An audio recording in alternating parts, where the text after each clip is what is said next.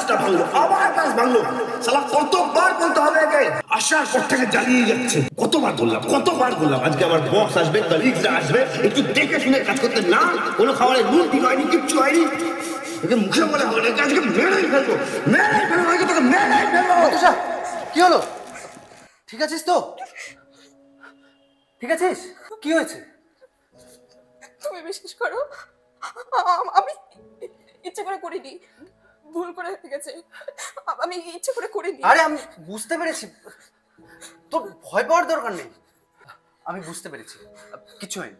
শান্ত হ, শান্ত হ। একটা কাজ করো, তুমি ওঠো, ওঠো, ওঠো,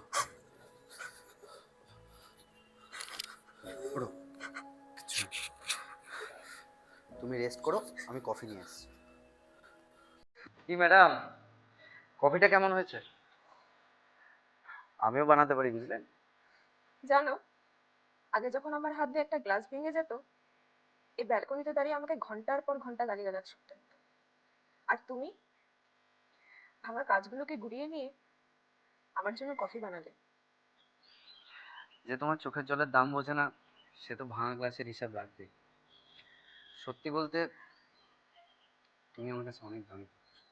গ্লাস তো বাজার থেকে কেনাই যাবে, কিন্তু একটা ভাঙা মন, ওটা তো চোখে লাগানো সম্ভব না। মনে রেখো, ভালোবাসা মানে ভয় না, ভালোবাসা মানে নিরাপত্তা।